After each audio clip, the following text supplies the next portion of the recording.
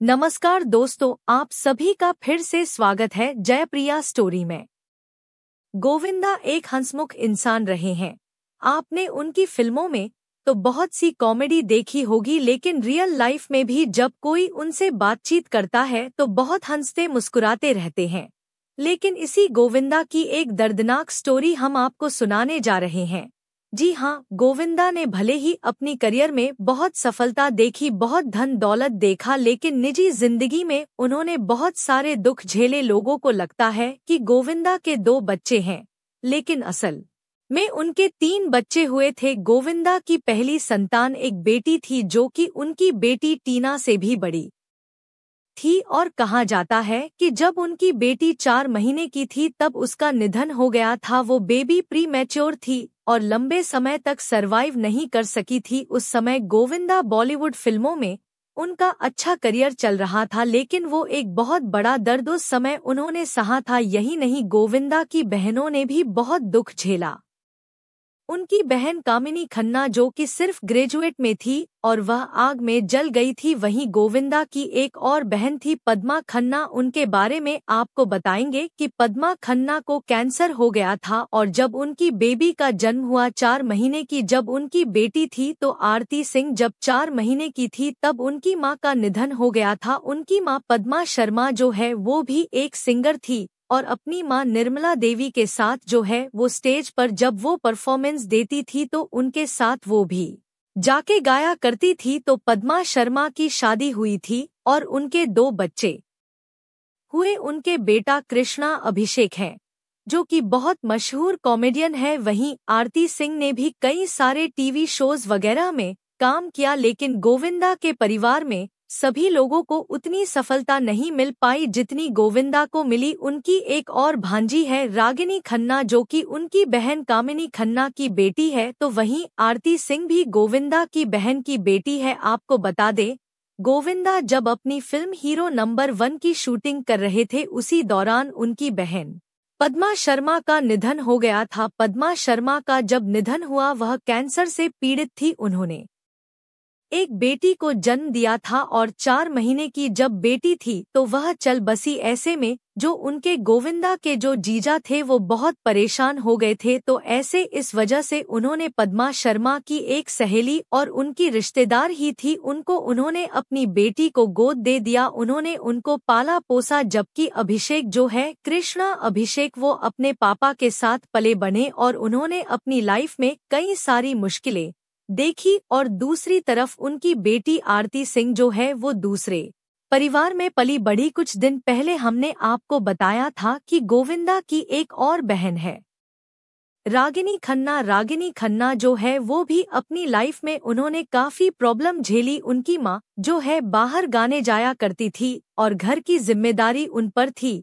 और एक बार जब वो स्टोव पर खाना बना रही थी तब वह स्टोव फट गया था और उनकी बहन 70% से ज्यादा जल गई थी। उनको हॉस्पिटल में भर्ती करवाया गया था। महीनों तक वह अस्पताल में भर्ती रही थी और बहुत लंबे इलाज के बाद वह ठीक हुई। बाद में उनकी जब शादी हुई तो ससुराल बहुत अच्छा नहीं मिला और इस वजह से उनको कई तरह की बीमारियां हो गई। बाद में वह मुंबई लौटी। मुंबई में उनके पति ने फिल्म मेकिंग में हाथ आजमाया, लेकिन वह कामयाब नहीं हो सके। गरीबी इतनी आ गई कि परिवार सड़क पे आ गया, बच्चों का स्कूल तक बंद हो गया। लेकिन बाद के दिनों में कामिनी खन्ना ने खुद मेहनत की, काफी गाना सीखा, उन्होंने योगा सीखा और फिर अपनी लाइफ को जो है वह ढर्रे पर लेकर आई। और आज जो है वह अपनी बेटी रागिनी खन्ना के साथ खुशहाल जिंदगी जी रही है। उनकी बहन का पति से तलाक हो चुका है। गोविंदा के भाई हैं कीर्ति कुमार, उन्होंने भी फिल्म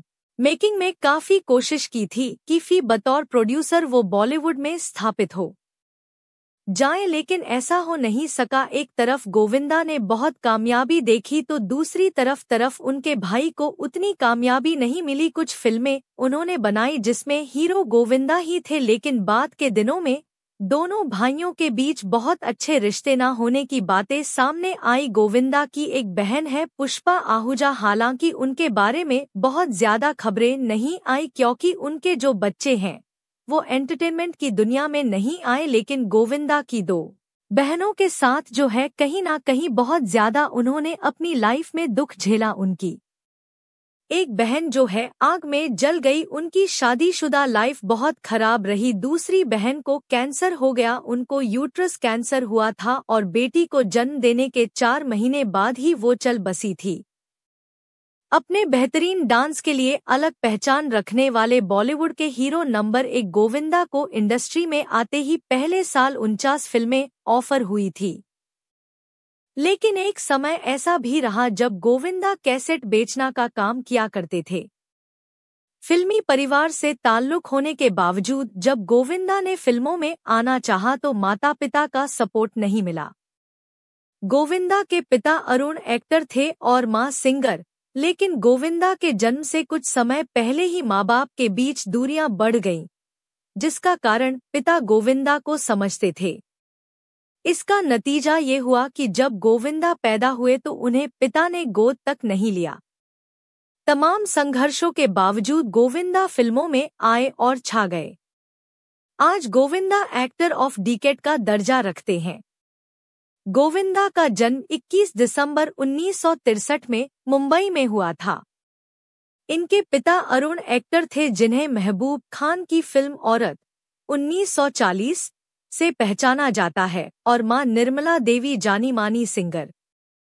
गोविंदा के जन्म से कुछ महीनों पहले इनकी मां साध्वी बन गई थी। इनके माता पिता साथ जरूर रहते थे, लेकिन साध्वी बनने के बाद मां ने उनसे दूरी बना ली थी। इस बात से गोविंदा के पिता को नाराजगी थी, जो गोविंदा पर उतरी। जब गोविंदा का जन्म हुआ तो पिता ने उन्हें गोद लेने से इनकार कर दिया। उन्हें लगता था कि गर्भवती होने के कारण ही उन्होंने साध्वी बनने का फैसला किया। कुछ समय बाद जब परिवार ने समझाया तो पिता ने सभी गिले शिकवे दूर कर दिए। गोविंदा का परिवार पहले मुंबई सबर्ब में एक आलीशान बंगले में रहता था, लेकिन जब उनके पिता अरुण को फिल्मों में पैसे लगाकर नुकसान हुआ तो उन्हें बंगला बेचकर विरार के एक छोटे से घर में रहना पड़ा। यहीं गोविंदा का जन्म हुआ था। गोविंदा 6 भाई बहनों में सबसे छोटे थे, जिन्हें घरवाले प्यार से चीची बुलाते थे, जिसका अंग्रेजी में अर्थ है लिटिल फिंगर। वसई के बर्तक कॉलेज से बीकॉम की डिग्री लेने के बाद गोविंदा के पास नौकरी नहीं थी। कुछ समय बाद उन्होंने होटल ताज में निकली मैनेजर की पोस्ट के लिए आवेदन दिया। जब इंटरव्यू हुआ तो गोविंदा अंग्रेजी नहीं बोल पाए, लेकिन उन्हें फर्राटेदार अंग्रेजी बोलने वाला लड़का चाहिए था। जाहिर है कि गोविंदा को वो नौकरी नहीं मिली। महज 13 से 14 साल की उम्र से ही गोविंदा फिल्मों में आना चाहते थे, लेकिन उनकी मां इसके खिलाफ थी।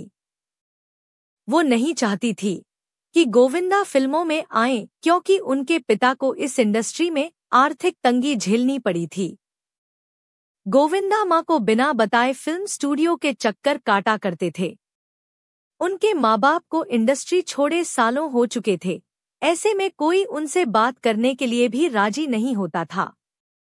गोविंदा को हमेशा से ही डांस में दिलचस्पी थी। जब 1983 में मिथुन चक्रवर्ती की फिल्म डिस्को डांसर आई तो गोविंदा ने उसके गानों पर घंटों लगाकर डांस सीखा और अपना डांस रिकॉर्ड किया। उसका VHS हर स्टूडियो में बांटा। उस रिकॉर्डिंग की बदौलत गोविंदा को पहली एड फिल्म मिली। गोविंदा ने माइथोलॉजिकल ड्रामा शो महाभारत में अभिमन्यु के रोल के लिए ऑडिशन दिया था, लेकिन इस शो से पहले ही उन्हें पहली फिल्म तन बदन 1986 मिल गई।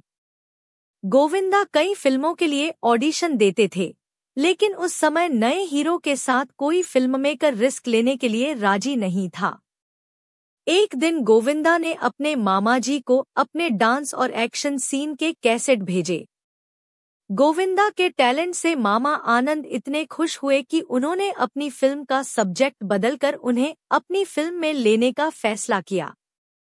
जब एक मुलाकात में आनंद ने गोविंदा को अपनी स्क्रिप्ट दिखाई तो उन्होंने पूछा कि इस फिल्म का हीरो कौन है।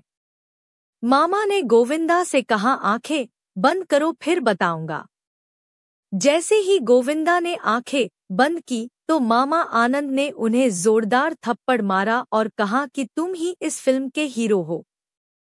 फिल्मों में कामयाबी हासिल करने से पहले बेहद गरीब हुआ करते थे। एक बार गोविंदा अपनी मां को छोड़ने रेलवे स्टेशन पहुंचे थे। भीड़ इतनी थी कि गोविंदा मां को ट्रेन में बैठा नहीं पा रहे थे। देखते ही देखते सामने से 5 ट्रेन गुजर गईं। मां को इंतजार करवाना गोविंदा को इतना बुरा लगा कि उन्होंने तुरंत रिश्तेदारों से पैसे उधार लिए और मां के लिए फर्स्ट क्लास टिकट लेकर उन्हें ट्रेन में बैठाया। जब गोविंदा को पहली तनख्वाह 4,500 रुपए मिली थी, इन पैसों से वो मां के लिए साड़ियां और मिठाइयां लेकर घर आए थे। गोविंदा आज तक अपनी मां के जन्मदिन पर पैर धोकर उस पानी को पीते हैं। गोविंदा अपनी मां को इस कदर मानते हैं कि जब शादी से पहले वो पत्नी सुनीता के बर्थडे पर डिनर करने ताज होटल गए थे, तब शैंपेन पीने से पहले उन्होंने मां को कॉल कर पहले इजाजत ली थी। तन बदन गोविंदा की पहली फिल्म थी, लेकिन इससे पहले ही इल्जाम रिलीज हुई जो उनकी डेब्यू फिल्म बनी। कल्ट क्लासिक आवारगी और महासंग्राम जैसी बेहतरीन फिल्मों में काम कर गोविंदा स्टार बन गए। फिल्मों में आने के पहले साल ही गोविंदा को 49 फिल्मों में काम मिला। 1989 की जंगबाज में गोविंदा राजकुमार के साथ नजर आए थे। इस शूटिंग के दौरान सीनियर कलाकार ने न्यूकमर गोविंदा की खूब बेइज्जती की थी। गोविंदा शूटिंग के दौरान एक नई शर्ट पहनकर पहुंचे थे, जो राजकुमार को बहुत पसंद आई थी। तारीफ सुनते ही गोविंदा वैनिटी में गए और शर्ट निकालकर तुरंत राजकुमार को भेंट कर दी। कुछ समय बाद जब गोविंदा सेट पर आए तो उन्होंने देखा कि राजकुमार उनकी दी हुई शर्ट के टुकड़े से नाक पोंछ रहे हैं। गोविंदा को ये बेहद अपमानजनक लगा था। 2 कैदी और फर्ज की जंग जैसी फिल्मों में गोविंदा और अमरीश पुरी साथ नजर आए। एक फिल्म के दौरान दोनों की बीच इतनी बहस बढ़ गई कि अमरीश ने गोविंदा को थप्पड़ मार दिया।